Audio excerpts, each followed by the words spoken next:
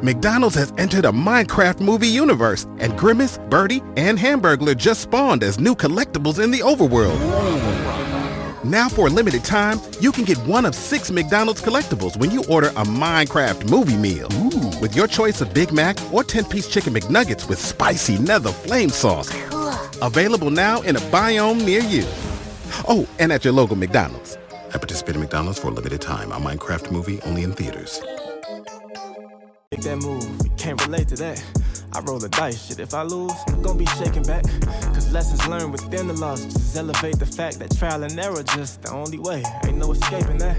I wake up, hit 100 push-ups, then I'm at my route. Check on my stocks, see how they looking, then I'm sliding out. When you start seeing your progression, you stop having doubts. And what's the point of having clout if you can't cash it out? True to this game, and I'm a lifer, ayy. Feel like we finna change the cycle, ayy. That's the most success, you know we thriving, ayy. That's the most depression for our rivals, ayy. Could teach a lesson on survival, ayy. You know I'm from the bottom. Welcome back, wealthy people. It is your boy, David Bellard, one half of the Black Wealth Renaissance Podcast. I'm here with my brother from another, Jalen Clark. How you doing, bro? What up? What's up, y'all? It's your boy Jalen, man. Happy to be back. Happy to be on the pod again. I've missed recording, missed being able to put out some great product. So what's up with it, my brother? How you doing, man? Hey, man, same, bro. Feels good to be back. How I said, it feels good to be home, baby. Yeah, you know what I'm Yes, saying? It's been sir. a minute since y'all heard us on the pod. We glad to be back in action. We had to take a step back to take a couple steps forward, if you know what I mean. We fell back to secure some real life things and keep working on and building toward our goals. But we got that yearning, that burning, that desire to keep giving to the community with what we've been able to build with Black Wealth Renaissance. So I'm excited, man. I'm looking forward to a 2025 filled with growth and prosperity as we continue to push the mission forward of normalizing wealth and getting these messages and education out there to people, man, because I feel like we've been missed, man. You know what I'm saying? Like our perspective, our uh our voice in the community hmm has been missed, and we coming back with a vengeance. That's how I'm feeling, man. Big facts, big facts. And once again, I've missed being able to record and provide a service to all of our listeners, all of our audience. Appreciate y'all for always rocking with us. So if you're listening to this right now, thank you for tapping in, for persevering and going through with us as we took this time to step back. And with that being said, I kind of want to just catch up with the audience, For let sure. them know what's been going on with our life. I'll go ahead. I'll start it off, man. As y'all know, back in 2023, I ended up having a kid. So now, I'm just full-time active father life. That's been great. My son is now one years old, almost one and Big a man. half. Yeah, man, Mav is growing. But the little dude is a rascal, dog. He's always into something, pulling himself up, climbing on stuff, always into something. So that's definitely been a major part of my life. Just being able to be a dad, learning, trying to figure out all of those things. It's been fun. Also got engaged last year as well. So Congratulations, bro. thank you, man. Thank you. So me and my lovely fiance, we're looking at getting married now. Looking at what all of that looks like. That was a little stressful, little nervous time in my life, man. People don't really tell you, they always ask you when you gonna propose, when you gonna ask the question and everything, but they don't really tell you like what's that like, right? Like that's a huge question I feel like to ask that nobody really Hmm. talks about Big because life decision. in the back of your mind, like you're like, oh, I'm asking a woman I love to marry. But what if that woman is just like, no, they rejects you? Like, that's crazy. Yeah, You you get you would feel rejected. you would feel some type of Yeah. way for You sure. get Like, rejected in front of like her family, your family, or whatever. So that would be wild. Those were some of the things that I thought about. But it went good. We went on a cruise. I did it while we were on a cruise. That was cool. Also been just getting my personal life together. With working and stuff. I'm no longer insurance adjusting. I am now a sales manager at Sam's Club. It's been cool. I'll be honest with you, it's been cool, but they are starting to do some stuff that's making me mad, and now I'm ready. I'm not ready to go back full-time entrepreneurship because I know the responsibility and the role that I have as a father and as a provider. But I am ready to start exercising that entrepreneurial muscle, uh, start fostering my entrepreneurial spirit and stuff again, right? Like I want to be able, I think I told you this on the phone last night. Like at one point I was questioning who I am, like my Yeah, worth, felt right? like a shell of yourself Yeah, is the I felt words you like used to say. a shell of the man that I formerly was. But, I don't know how to explain it, but I just feel like my purpose wasn't or isn't being fulfilled. So that's something I've been working through as well, just getting my mental together and really just starting to take care of my body more, really paying attention to what I eat, how I eat, staying in the gym as well, just to be a good example. So those are some of the things that's been kind of up with me. It's been a lot more, but we can get into that later. I give For you a sure. chance, man. For sure, man. Like similar to what Jalen just shared, we've been focused on peace, growth, and prosperity. That's been the main focus and goal of everything that I've been working toward. We've been working toward. So on the personal front for me, I still in the insurance industry. I've actually kind of advanced in my career. Now I'm in the management field position in that area. And it's been a challenge and a growth that I've been able to Hmm. experience. Through that role, I've learned a lot about myself and people, things that I think will help me in business. So Yes, I'm sir. grateful for those opportunities. But similar to what Jalen just shared, man, I've taken this time to fall back from the business to really secure some things on the personal side. There are things that while I always wanted to get done, I was not able to get done through the business. Things like purchasing my own home, things like going ahead and securing, like knocking out credit card debts and these things that I just the parts of the entrepreneurial journey that people don't talk to you about, where you Mhm. start getting to a point where you're a little over leveraged, because you're trying to make everything happen. So it's given me an opportunity to get my footing back under myself. And in this time away, I've had a lot of time to reflect on the role that I play and we play as a media company and someone that forms narratives and a purveyor of information for our community. So I think I've been very grateful for the opportunity to kind of just sit back for a minute because it's something that we don't talk about often. But if you do something consistently for a long period of time, it just gets to a point where you start experiencing burnout.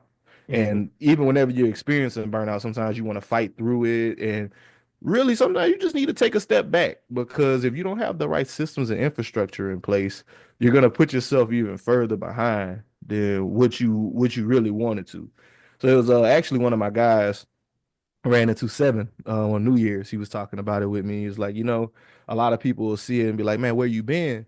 And it's like, but I already knew what you was doing. You've been doing the work that you need to do to make sure that you can build something long term. Make sure that your Mm. foundation straight before you just jump off the porch. Because we've shared this with y'all before. Whenever we started this business, we jumped off the porch way too early. Way early, We man. we Like I'm jumped off talking way too about early. dived in the deep end, no life jacket. We traded for a while. We But was like fighting, we was swimming. But like But you got to think about our mentality. We've experienced a lot of growth over the last 5 years of life, man. hmm Whereas like kids coming out of college, we were making, 20, $30,000 a year. It turn seemed like around, then a the most, few years later, we start producing that in the business, in like a in a in a month. month, so like you see that and like, man, we producing our annual salary in a month. What the fuck am I doing over here? Like, and in reality, we just didn't know enough about business, the ebbs and flows of things, the cost of doing business, Hmm. managing and growing a business with employees. Ooh, So bro. So before you get too deep, like you just said something, right? The cost of doing business.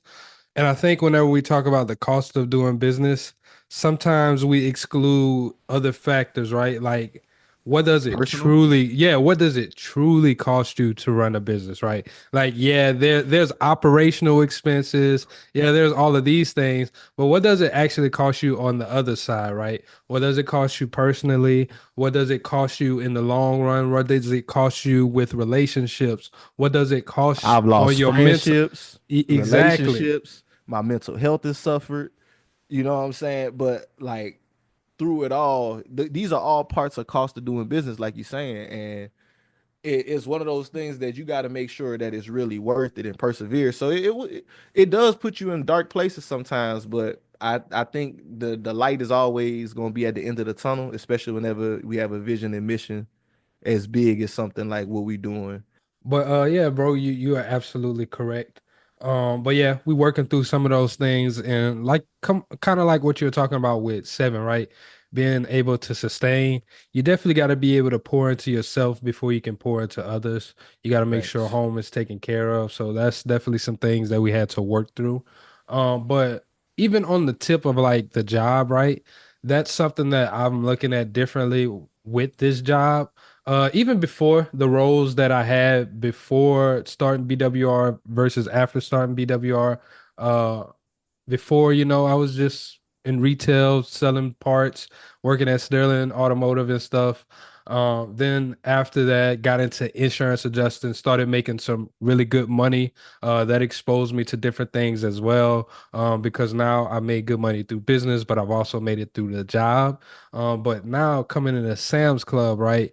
The difference between insurance adjusting and Sam's Club, I'm a worker in both situations, but the level is different, right? As an insurance adjuster, I was literally just working. Like you just go get it done, you go close these claims, you do what you need to do. But as a manager, you get to take a peek into the actual business, and it's been giving me insight that I have been collecting and I've been observing for whenever it is time to go back full-time entrepreneurship, right? At Sam's Club, at the club that I work at, we did $150 million in revenue last year, right? Like just at my club alone. And I'm over the membership department. My department did $500 million. I'm sorry, not 500 million, did $5 million last year, right? So my department was able to generate that revenue. That's now experience that I have. But a good part of that was my role includes training and developing employees, right? And I feel like that was something that we were missing within our business. So that's something that I have been looking at. Like, how can I take these skills into my own company whenever it's time to do that, right? How can I now take all of these experiences, being a manager, being in this role, because I do feel like that was something that we needed to work on as business owners, really just that leadership part, really Hmm. figuring out how to continue growing a business, how to guide people, how to develop people, how to hire the right people, how to know when it's time to let those people go. All of those things are stuff are situations that I'm learning at Sam's Club now. So, um, just because you have to go back to a job, I said all of that to say, just because you have to go back to a job, you can always learn something from it, especially depending on which role you go into.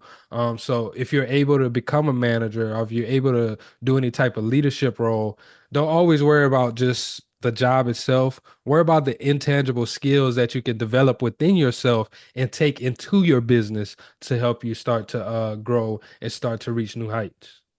I agree 100% because it's a lot of this stuff that you can't learn from a book. You're not going to learn from just talking to somebody. These are situations that you have to experience. We've had the privilege of interviewing many successful people who've Yes, been sir. through the same process before. So it always kind of kept it in our mind that, hey, like guys, it may feel like it, but it ain't the end. It may suck at it right now, but it ain't the end. And these skills that you're getting and everything that you're learning, like Jalen just said, this is an investment in you.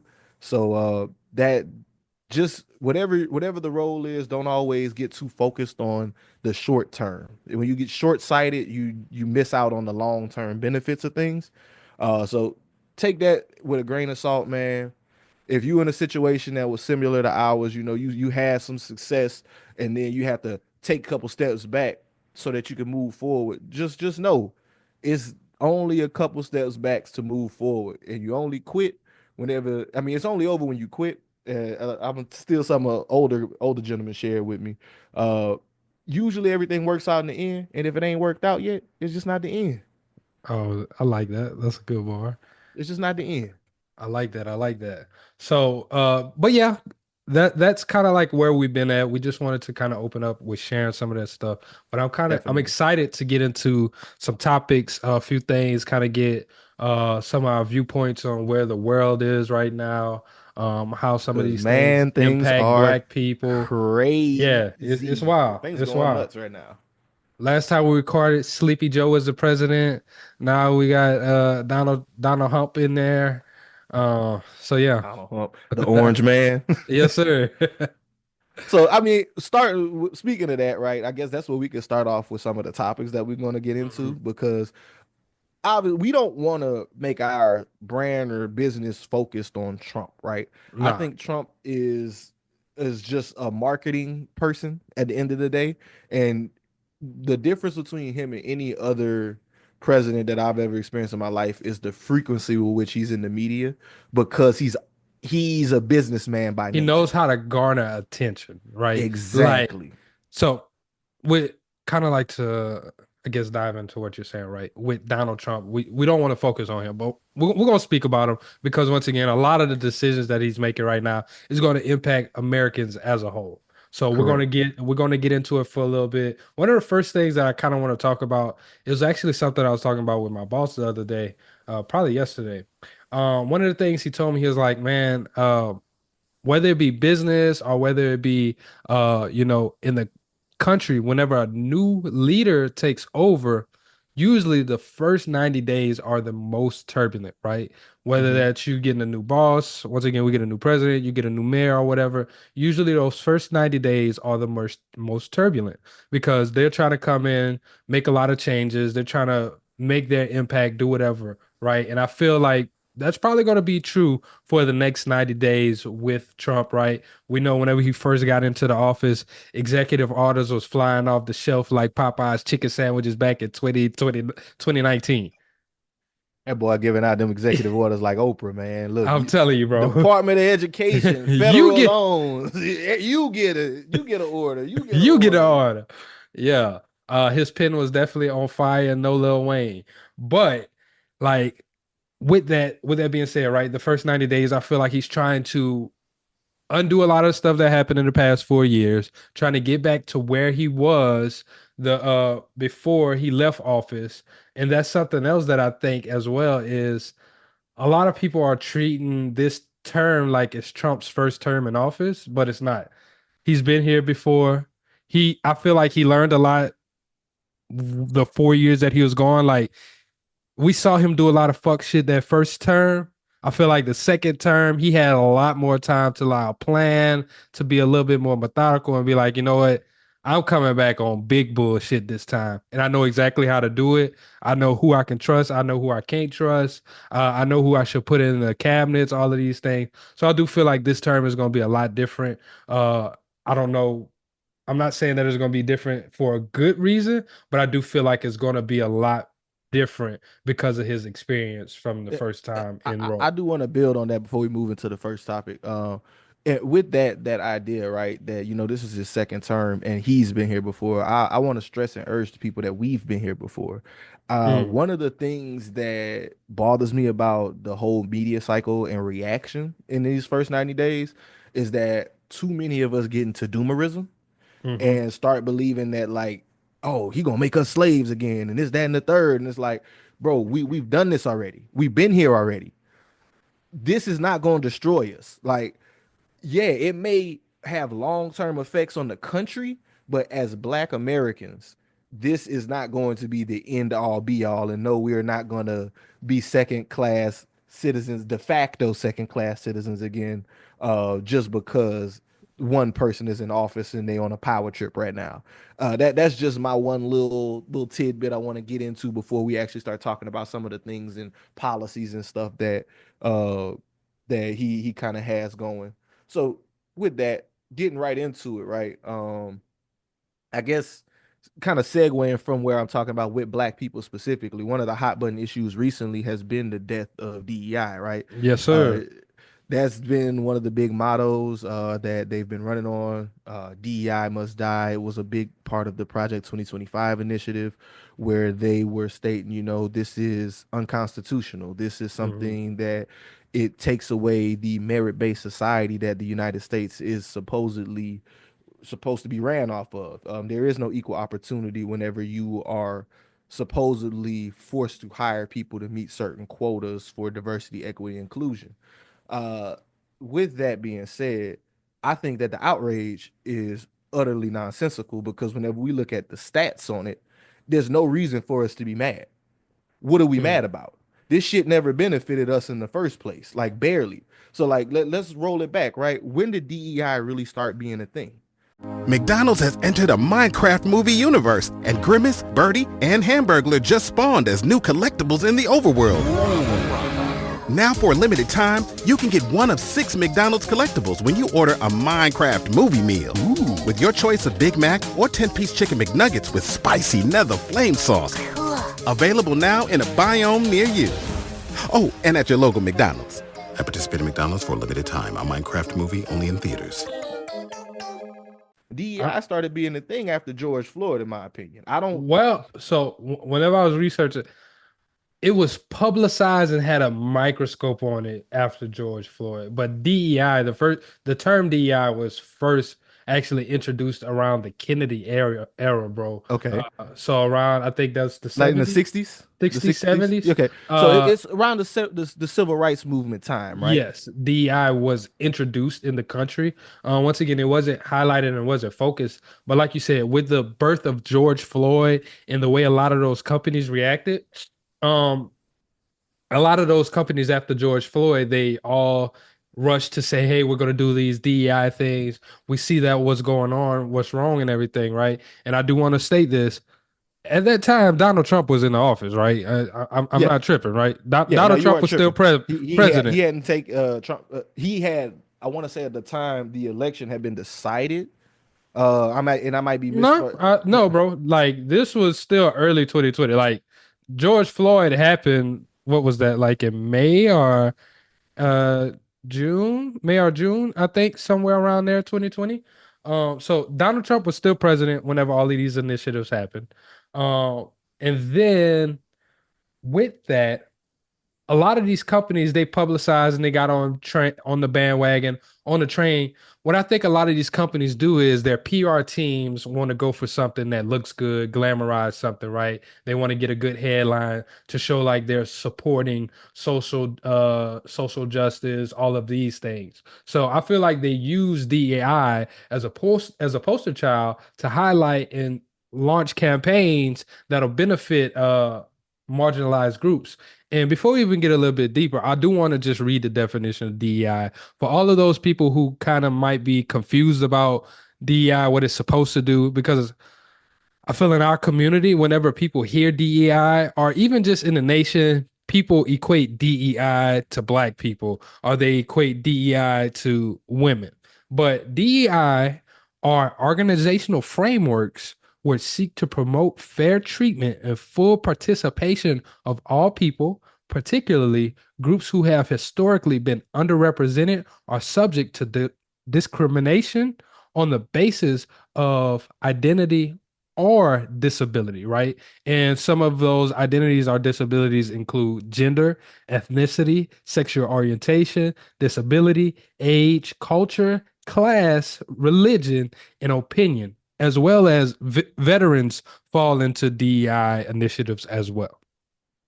Yeah. So again, with the DEI stuff too, right? From the concept, when you're talking about it being from around the Kennedy era, the concept of DEI is in concept it makes sense, right? If you allow a more diverse set of people to participate in things, you should get better results because you have different backgrounds, perspectives, Mm-hmm. and mindsets that come to that. But that's in theory. In practice, this hasn't been what's actually been occurring. So jumping back to like the 2020 time, and just to clarify on the time frame we were talking about with George Floyd, that occurred in May of 2020, right? So we talking smack dab in the middle of the pandemic. everybody's sitting down. You know, these companies, everybody's in the house. Savings rates are high. Nobody's spending money. These companies, everybody's on their phone all day, and they see this occur, and they're like, okay, let's get out in front of this, like Jalen was just saying. So it was a lot of good PR from it, Mm-hmm. right? They wanted to be on the right side of history. 2020 is definitely going to be studied as a fever dream. The 2020 to 2021 period during the pandemic, because people acted so different than how we typically interact as humans, right? But all these funds that were promised and these initiatives that were launched, whenever we start trying to trace the dollars and look back to see where this money actually went, very little people who actually benefited from these initiatives were the people who they were intended for, or the people who sparked that movement, right? Mm-hmm. Because we can't sit here and act like this wasn't built off the idea of Black Lives Matters and that whole social And pseudo revolution that and I occurred. think that that's where a lot of black people kind of got bamboozled or they misinterpreted it because they did boasted off the back of George Floyd, off the Black Lives Matter things. So whenever we heard DEI, we thought we were being included. We thought we were actually going to be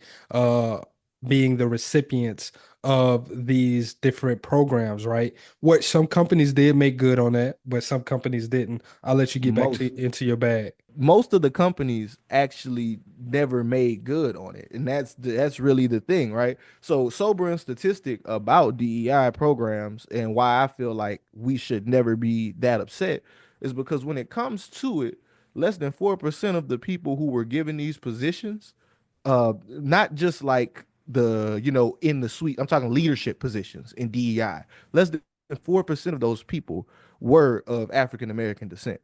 uh Whenever you look at it, we're 14% roughly of the population. Just saying, not saying everything should just fall based on population splits, but logically speaking, there are more qualified black people than 4% of those positions. And the people who actually benefited the most historically are still the same ones that benefited from most any minority beneficial programs: white women. Yep. White women held down most of those positions, which is why, again, I don't see why we looking at this as a situation of, oh, this is a civil rights issue or an attack on our rights.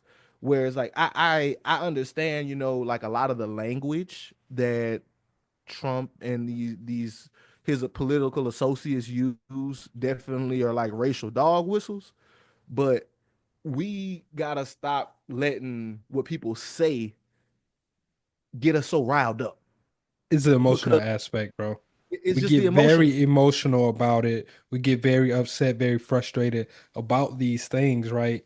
Because once again, it feels like they used a time that was very sensitive, a time that was very vulnerable for Black people during George Floyd, and they took that time to bolster and so put these uh initiatives and these programs out, but they didn't come back to us. But once again, even through let's go to the civil rights era. A lot of the things that were inputted in that we still don't benefit from because they're using the word minority. And America is made up of minorities, right? Once again, that America is the most A diverse. cultural melting pot is what they call us, America right? is a diverse country. Of course, white people make up the majority. But if you're not a white person, that means you fall into the minority of everything else. So yes, everybody can benefit from that as long as they put the words minority in there. If you're not putting in the language, and this is something that I know you don't like this person. I know you don't like Jay Morrison. I know you don't fuck with him. But that was one I thing don't. that he was pushing before was us as a people classifying. I forgot what was the actual words that he was saying, but like classifying ourselves, right? We're African American, but they never give us actual programs specifically are targeted towards African Americans. It's always stating minority. And as long as Mhm. it's minority, as long as you're not in the majority, which is white people or white males, then you can reap the benefits of that. And that means white women can reap the benefits of that. Asian island Pacificers can reap the benefits of that. Indian people can reap the benefits of that. Native Americans can reap the benefits of that. Our brown people and Latinos can reap the benefits of that. All of these subgroups can reap the benefits as long as it's specified for minorities. So yes, what else can you do? Yeah. To your point, right? When it comes to that, the U.S. government has never, and until we get into a space where I feel like we are lobbying, will never make legislation specifically with Black Americans in mind, outside of maybe what the Civil Rights Acts of what it was like 1886 and then 1966. Those are the only two, if I'm not mistaken. And I could be wrong, just spitballing here. But when it comes to a lot of these initiatives, right, we've been kind of sitting here for the last 30, 40 years, like, when's our turn? And it's like, we think a lot of times that social outrage and, you know, public outcry are going to be the things that are going to make those changes. And we know here at Black Wealth Renaissance, the solution has always been economic, and it always will be economic until we pool our resources in a way that we can combine to represent our interests, our collective interests. And mind you, collective interests don't mean like we are all a monolith. I think that's where we get things confused a lot of times. We are people who our origins are from a nation that is 54 countries with 3,000 ethnicities that speak 2,000 languages. It's nonsensical to think that we'll ever be a monolith. I'm saying we need to come to a common standpoint where it's like, okay, we can put some money together to do just like what these other minorities do, which just put a political action committee together to represent our interests in Washington and get involved on a local level. Because this whole outrage when it comes to the DEI thing, I just think that it serves no purpose, and it very much reminds me of the man crumping in front of the police in 2020. Like, what are we doing, nigga? Like, what we Yeah, doing? How is this invoking change? We're just talking. that's still one of the most outlandish videos. That's what I'm saying. That's 2020 just was not real, bro. that's a fever dream, bro. I'm saying it's That's gonna be studied, bro. He was crumping in front of cops, like, bro, what? like we was really doing some shit. Like, things was about to Oh change. Niggas man. was in the streets. We was painting the streets. We was tearing down statues and shit. And we going over symbolism over substance. Like, fuck the Mm. symbolism. Let's get to the substance. Like, the substance is gonna be economic uplift through initiatives, and the only way we're ever gonna get that done is through political action. And once again, but like you said, right, we have to come to an agreement of what does it look like to where we collectively all benefit, right? This doesn't mean that everybody is taking it here to the next, you're going to be astronomically impacted or whatever. But this is something where we have to come to agreement and say, this is good for all Black people. This is good for all of us. This is something that we need to do together. We need to pool our resources together. We need to make these decisions. Shout out to my guy, Tim. Yeah, Tim is big putting shout out to a, Tim Jackson. Y'all have heard yeah, him on the man. pod a few times. He's put together a The pack. Alliance for Black Economics. Yes, sir. A political action committee. So after the last election, Tim took it into his hands. He said, you know what can we do about this? We can create a political action committee. We can create a PAC, and we can put together our funds. We can lobby. He's starting off at a very local scale, but what does that look like? That looks like a proof of concept of what you can do within other small communities around the nation. And then if this proof of concept works, how can you start to scale that to go from local to go to your state level to go to the national level, right? So those are some things that we must start doing. We need to start educating ourselves on political. That was something else that you talked to me about. Was it political literacy is what you said, or Media media literacy. literacy? Yeah. We'll get into that topic a little later. Okay. But yeah, we need to educate ourselves on these things, right? And then whenever a plan is developed, don't be so quick to react and scrutinize the plan if you never, one, you didn't take the time to actually read the plan. Two, you didn't take the time to contribute or offer critique to the plan because the plan could have substance. This is how a lot of bills are passed within the House and Senate, right? They propose a plan. Some things they might like about it, some things they might not like about it. So it either gets pushed through or it gets shot down. If they shoot it down, they go back, they make revisions. These are the things that we like, these are the things that we didn't like. And then this is how we can build upon it.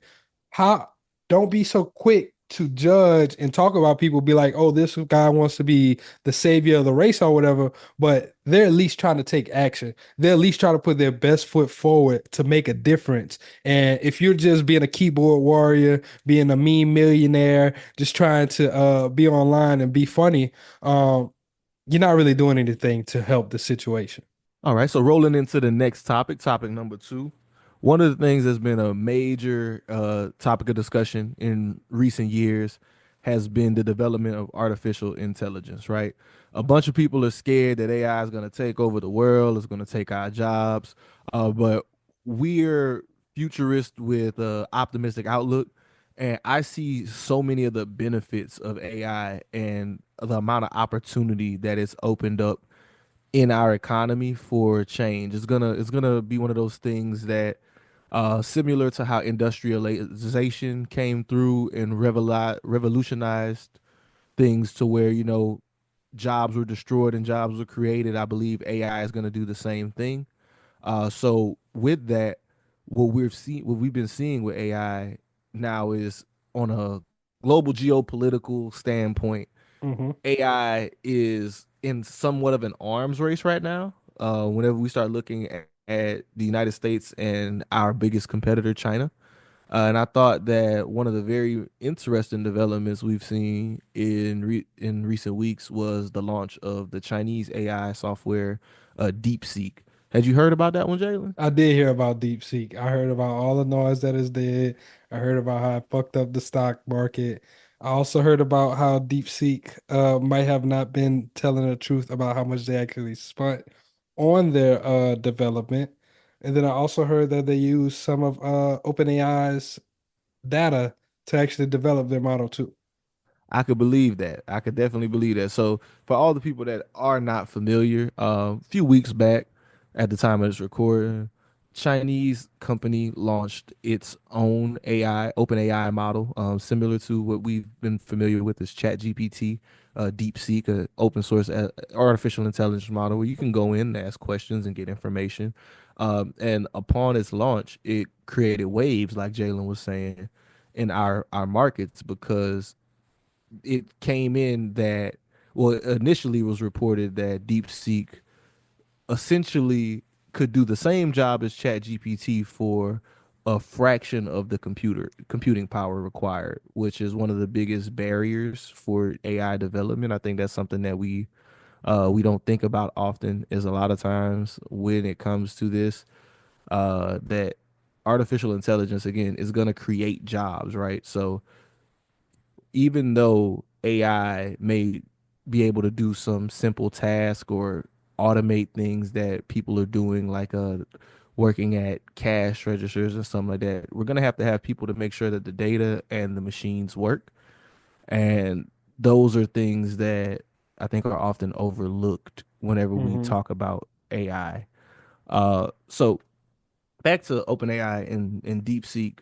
DeepSeek threatens or is considered to be a threat to OpenAI's dominance, especially because I think maybe like a week before DeepSeek actually launched, Hmm. I was reading an article about OpenAI and their plan to launch an enterprise scale product. And on their enterprise scale product, the cost, the monthly cost was going to be exorbitant. Like I'm How talking much we talking? like 3 bands a month That's to crazy. use the upgraded version of OpenAI, and I'll have to go find the specific article. I'll make sure to tag it in the show notes so anybody that's interested can go read. But essentially, what was said there was that that's going to be the biggest barrier for OpenAI is that if the cost to compute or the cost to get an answer, cost per inquiry was the term that they had. If it's, you know, $5 or it costs you $5 worth of energy to do it, that's not sustainable. Whereas like DeepSeek, their whole proposed thing was they could do it at a fraction of the cost with less the computing power and still get the job done.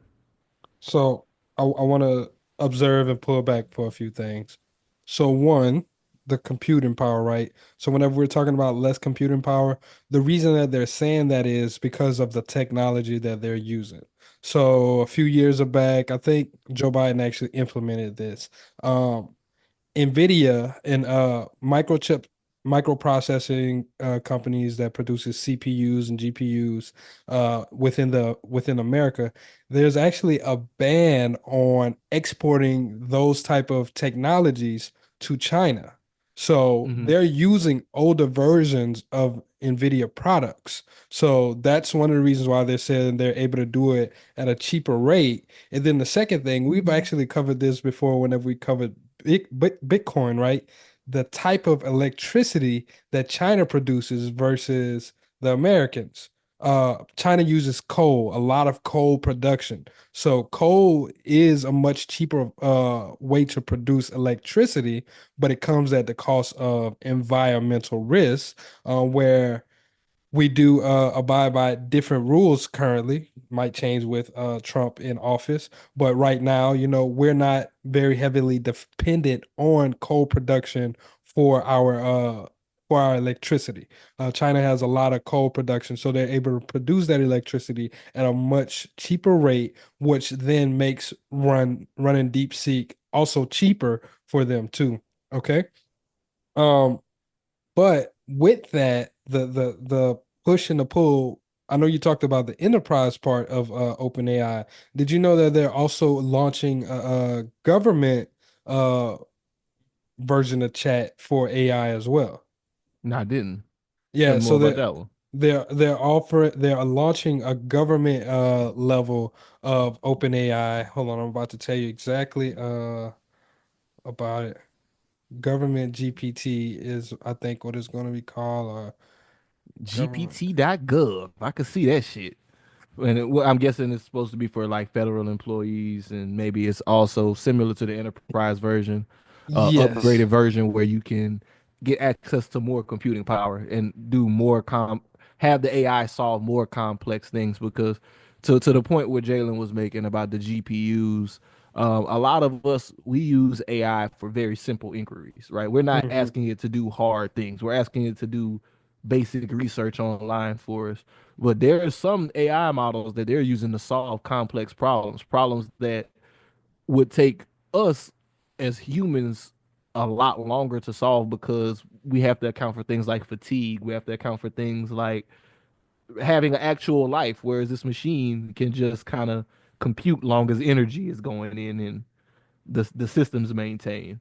So it's giving us opportunities to learn things. I believe it's a quote from Sam Altman about OpenAI right before they actually went with the launch, where he was like, this technology, if used correctly, could help us cure cancer in the next 10 years, but it could also be used for terrible things. And I think too Hmm. often we look at the terrible side of it.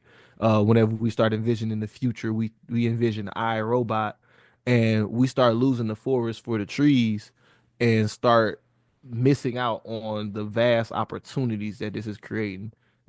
Not even just like employment opportunities. I'm even thinking like investment opportunities that a lot of times we overlook because companies like Nvidia, for example, right?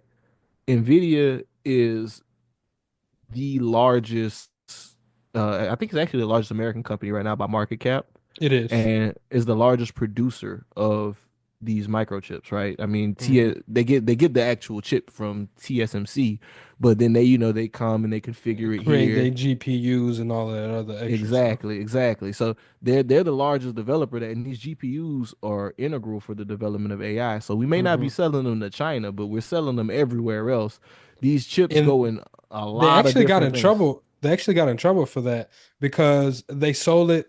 So they did like a I forgot what it's called, like some type of bypass where you bypass actually shipping directly to China. So like you ship it to another country first, then that other S- country, Send it to Vietnam or yeah, something like and then that. they get it to China. So they actually got in trouble because somehow they found out that China actually did have some of the newer versions of those GPUs, and Nvidia got fined for that.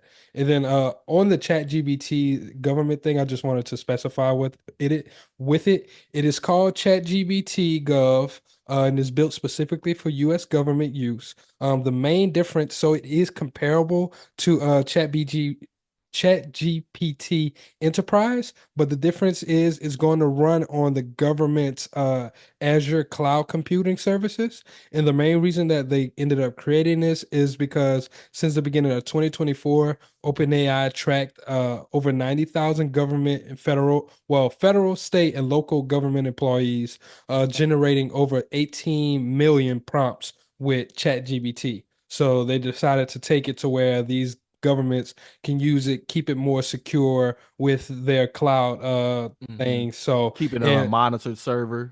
and one of the other things I wanted to highlight is the use that they were using it for, like you were just kind of talking about some of the problems. So some of the things that they were using it for is translate and summarize documents, write and draft policy memos, generating code, and building applications for the government to use as well. Mm. The spirit of innovation is deeply ingrained in America, and Google is helping Americans innovate in ways both big and small. The Department of Defense is working with Google to help secure America's digital defense systems, from establishing cloud-based zero-trust solutions to deploying the latest AI technology. This is a new era of American innovation. Find out more at g.co/American innovation. And speaking of government involvement, that was another thing that I wanted to mention about it and what we're talking about. You know, the opportunities that are being created by it. The Stargate project. That Uh, was, yeah. yeah, that's a big Elon announcement. said, Cap, big cap, they got the money. They Well, cap it. Well, the thing is, so for the people that's unfamiliar, right? Stargate Project is a $500 billion initiative that was launched by several of the largest leaders in the In artificial AI. intelligence space. I want to say OpenAI, Microsoft, Microsoft, Meta, Meta. um, Amazon, I want to say is involved in Yeah, it as well. I So can tell you for sure. all the big players, right? And essentially, what this is an initiative where they're saying we're going to invest $500 billion into the infrastructure of AI in the United States, and that actually has already started. You've seen and probably heard headlines of Meta moving their data centers to Texas. I want to say Amazon is launching a large data center in North Louisiana, where like they're bringing a No, lot it's not of Amazon. It's Meta. Meta is building Meta. a data center in Louisiana. That's actually going to create 5,000 jobs within that community. And then, well, while they're building it, and then it's going to create 500 jobs of people that's actually going to be working at that data center. And then one of the things that the Louisiana government is requiring, and I think at least 50 of those jobs go to like local people that live within that area. Okay, so and the whole point of it, right, is so again, kind of to the point where we're talking about showing that investment in AI can actually benefit people Mhm. within the United States. I think And that's a big a big incentive moving forward for I got AI. those partners for you for Stargate. So the initial equity founders in Stargate are SoftBank, OpenAI, Oracle, and MGX. But then the key initial technology partners are ARM, Microsoft, NVIDIA, Oracle, and OpenAI. So no Meta involved at all. I'm not seeing it on this article, but I do think Meta is involved though. The If I'm I not don't I mistaken, I want to say Meta was Yeah, involved when I seen I it. don't see Meta not being involved in that. Them counting the data centers as a large part of that initial investment because I know the number, you know, the headline, $500 billion, $500 billion, Mhm. but 100 million of that had already been deployed. at the time of the A announcement hundred in billion November. had already been deployed. 100, thank you, 100 billion with a B had And been deployed as a part of that. And the specifics that they're looking to do is build up to 20 large AI data centers in the US. So they're looking to build 20 of them with plans to use up to 500 billion by 2029. But yeah, so that's the focus of Project Stargate. I just wanted to give you a little bit of specifics that I had for you, bro. So again, with Stargate, right, and AI, the United States government's obviously showing interest in the artificial intelligence race. I think it's the next forefront that we're gonna see from a global geopolitical standpoint, where we're on a battle with China, right? So what does that mean for us as individuals? How can we benefit from that, right? So we already talked about it and mentioned the company a few times, NVIDIA. NVIDIA is red hot and likely not going to go anywhere anytime soon. Whenever the deep seek news dropped, Nvidia had like the single largest market cap loss in a day in history, which breaking its own record, mind you. Uh, I think it was like $250 billion worth of market cap wiped away in one day. Nvidia lost a large percentage of its market cap, then recovered quite quickly. Why is that? Because it's an integral part of the supply chain for this whole AI ecosystem. And that's where I say we need to start looking at as individuals if we're looking to benefit from this, right? It's easy to miss out on the boat if you're not paying attention. Real interesting statistic, right? So in 2024, Nvidia accounted for more than 22% of the S&P 500's growth. That's Really? one company out of 500 companies. 22%? 22% of the S&P 500's growth. That's a large section. And of the S&P 500's growth, over 85% was concentrated within seven stocks. So if Nvidia being one of those. So if you're looking at it, Nvidia is really responsible for a large portion, right? Almost a quarter of the growth of the economy over the last couple years. With that said, if you're a person who's like, how can I benefit from this financially? Make sure that you're investing in companies that are a part of that AI ecosystem and supply chain. So Mhm. we've mentioned Nvidia, we've mentioned the Taiwanese microchip company, Actually, TSMC. do you know they actually build a center out here in Arizona? So I did TM, not. yeah, they actually just they're building three. They just finished on their first one. Apple is going to have their silicon chips built over there, but they're going to have three of them in the state of Arizona, and they're actually building in Germany due to the conflict in the region. So they're trying to diversify where they have their centers to produce these microchips as well. So that's pretty cool. That's just a little side tangent about uh I forgot the actual letters of the company, but I know for sure that they built that in Arizona. Yeah, Taiwanese semiconductor company. I want to say it's TSM. Mm, But yes, sir. But yeah, that was just a little segue. My fault. I didn't want to get too far off track.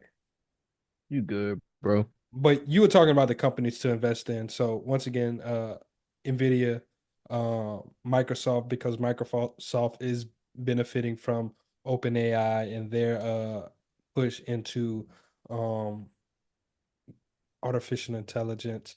Also, Google's into AI as well. Google Yeah, so actually today the just Alphabet company. yeah, Google actually just released Gemini 2.0 today. So that's something that just happened February 5th. And then um Apple is also going to be a part of this. They're slowly starting to get their feet into really pushing AI. Meta again is another big company that is pushing AI. So just looking into those things, maybe finding you an ETF that's focused on some companies, because then again, whenever you're investing, it's not always about the big players. Sometimes it's also about those people that are part of their supply chain who they're getting certain products from as well. They can help you create a good balanced portfolio too.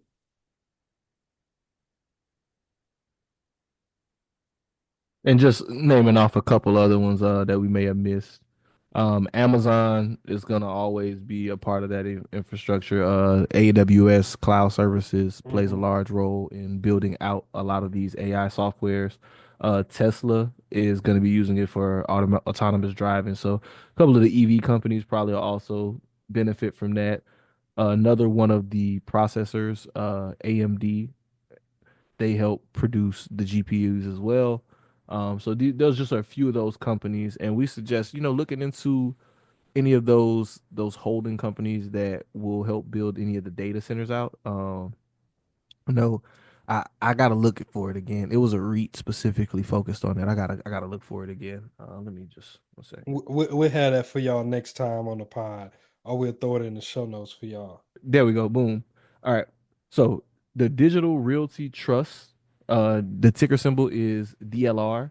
They are focused on AI data centers as well as Equinix. Their ticker is Equix. Both of these are real estate investment trusts that focus on the building and development of AI centers. So, again, this is just another into the industry because these are things that are going to continue to develop. You're going to see government investment in them. You're going to see companies investing in them. So where capital flows, that's where opportunities go. So you might as well make sure that you're putting your capital in a place where it has an opportunity to grow versus leaving it sitting dead in the water or with archaic companies that are losing, like something like Disney or something like that. You know. I'm fucking with it. I'm fucking with it. Are we done on the AI aspect? You want to go a little bit Yeah, deeper, or you want to we can move on to the next thing. Okay. So So this will be our last topic of the pod, actually. I did want to get into some bullshit with Popeyes and Don Julio, but I don't think we're gonna have time for it. So the thing that I wanted to talk about was actually tariffs.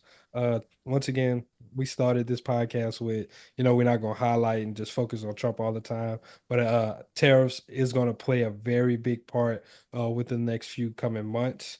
So we know that Donald Trump stated he is going to impose tariffs on the countries of Mexico, China, and Canada. Um, with Mexico and Canada, they were supposed to start the same date as China, but Trump did push that back for 30 days. So Mexico and China can try to work something out with him. But and for those two companies, he's proposing a 25% tariff tax on all imports coming in from both of those companies. And countries. countries, sorry, both of those countries. And then for the country of China, he's imposing a 10% tariff. So what's different here than before? Because his first presidency, he did impose tariffs as well. One, allies to the north and south are getting tariffs imposed on them. And I don't think a lot of Americans know how interdependent all three of us are on each with each other. So I did pull a few things that are imported from the countries of Mexico and Canada. So everything from fruits, vegetables, and tree nuts. Mexico makes up 2/3 of all imports for fruits and vegetables, and 50% of all tree nuts consumed in America come from Mexico, right? Cars are also imported from Mexico. A lot of the final assembly, a lot of the final components being put together are done in Mexico, and then it's being shipped back through the Mexican border. And then there's also to the north in Canada.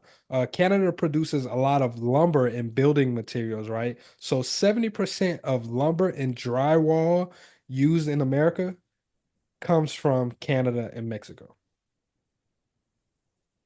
Yeah. So So think about a 25% hike on all of those goods coming into yeah, America. Because and this is important to point out when it comes to tariffs. I think a lot of the initial confusion prior to the election, whenever this was being just discussed as policy, many people thought that tariffs were imposed and paid by the country that Man, is we found this shit sending. out last fucking election though. I mean, last fucking presidency with him though.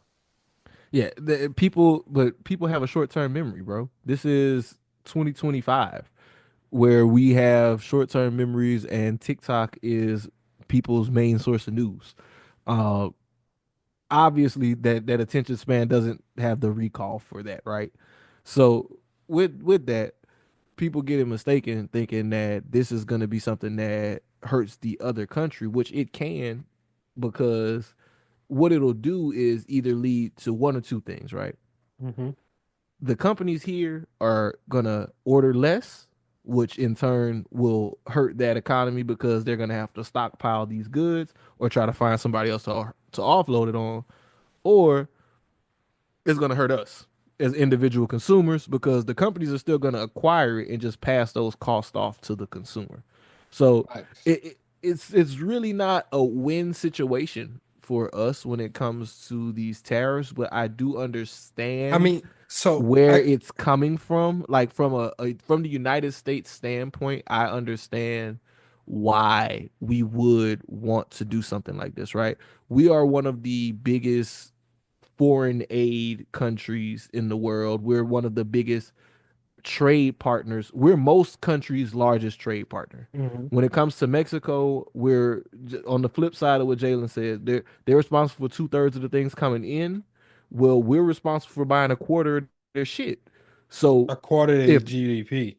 yeah, like of everything, a quarter of all Mexico's GDP. So imagine if a nation just lost 25% of the trading value that it had, or had to go try to find ways to replace that. Mexico was actually the largest exporter to the US.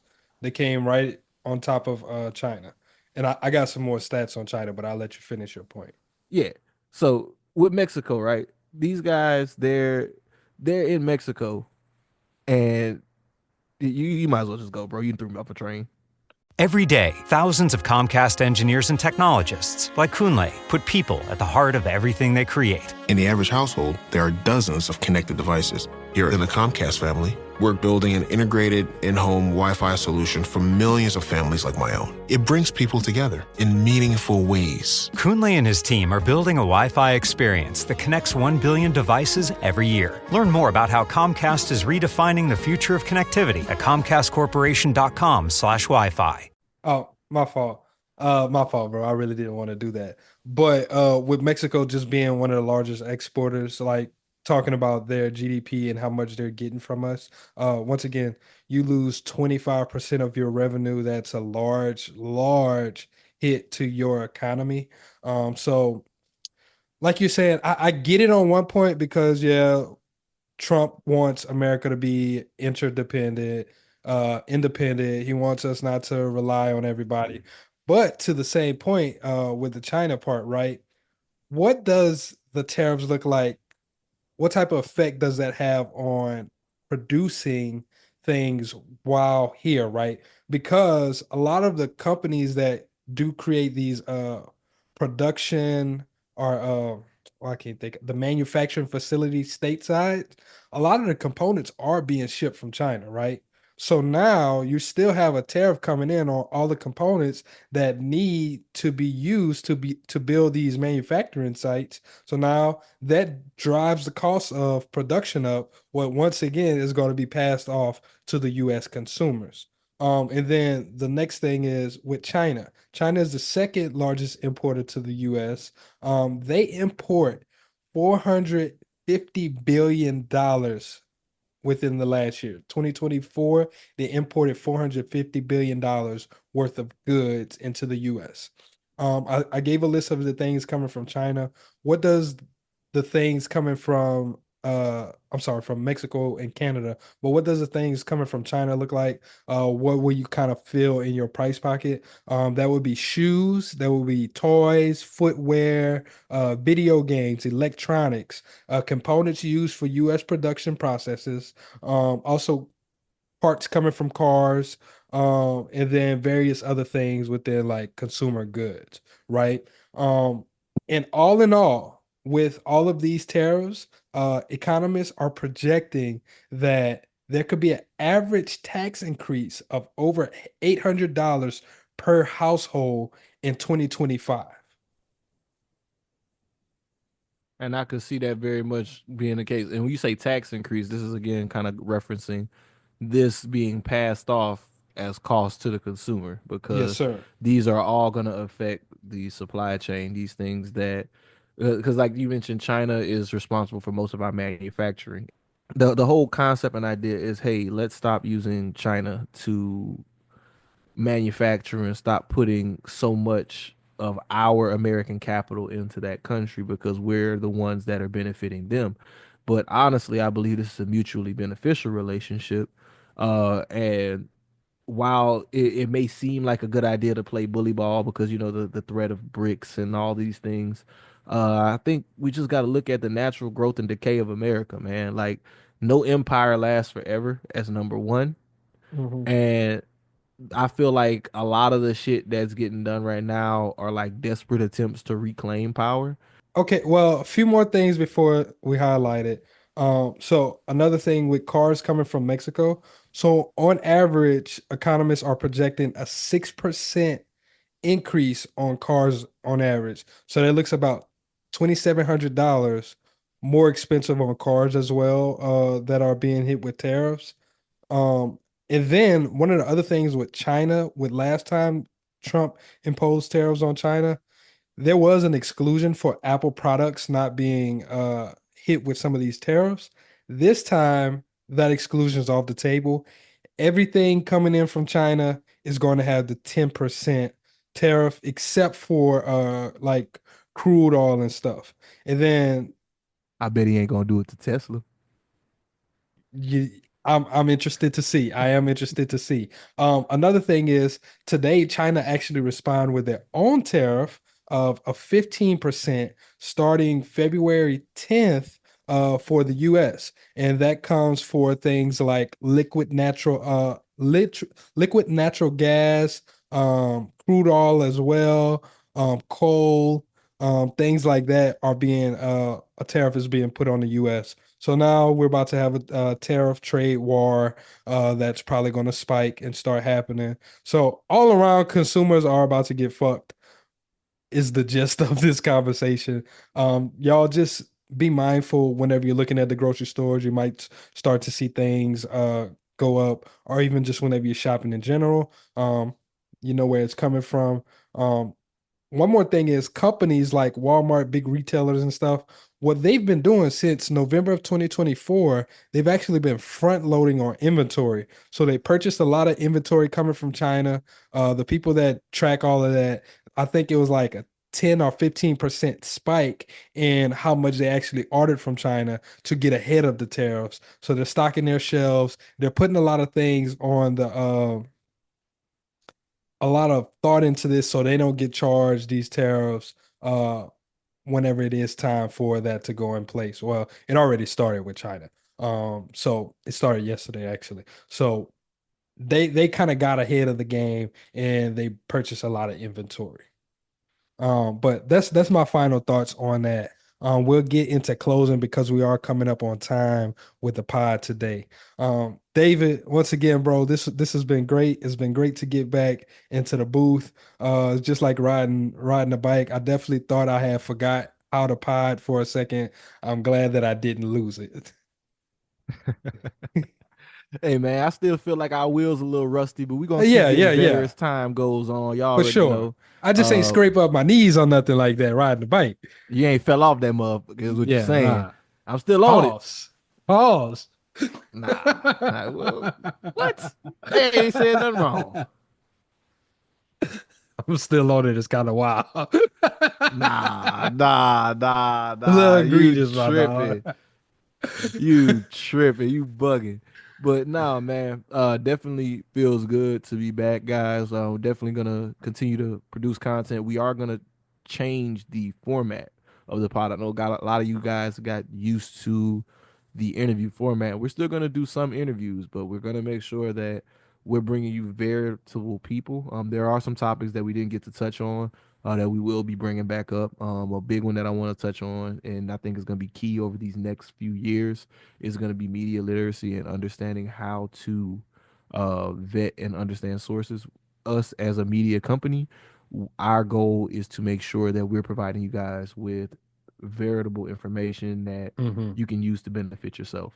So that's the standard that we're going to be holding ourselves to, and we want to make sure that we're giving you the best and brightest information that we can, and just trying to help. We on this mission and this goal to help people attain and maintain Black wealth. We've been here. We not going nowhere. We may have took a little break, but that ain't stopped nothing. I promise you. We back, keep going baby. up. Yep. We That's it. back. Once again, I just want to say thank you. Thank you to everybody who tapped in and listened to us today. Once again, we'll definitely work on being consistent. That is our duty to you guys. Want to make sure that we continue to provide y'all with great content because y'all have been so loyal, so dedicated to us. So we want to make sure we hold up on our content. Also, we want to start making sure that you guys are kind of like involved in the show too. So if there's any topics, anything like that that you guys would like to hear, send us an email at podcast@blackwealthrenaissance.com of some topics that you'd like to hear being covered on the show. With that being said, I don't really have anything else. You got anything, David? No, sir. That's all for me, y'all. But look, until next time, you already know where it go. You know how it goes. This BWR signing out. Peace. All right. McDonald's has entered a Minecraft movie universe, and Grimace, Birdie, and Hamburglar just spawned as new collectibles in the overworld. Now for a limited time, you can get one of 6 McDonald's collectibles when you order a Minecraft movie meal. With your choice of Big Mac or 10-piece chicken McNuggets with spicy nether flame sauce. Available now in a biome near you. Oh, and at your local McDonald's. At participating McDonald's for a limited time. A Minecraft movie only in theaters.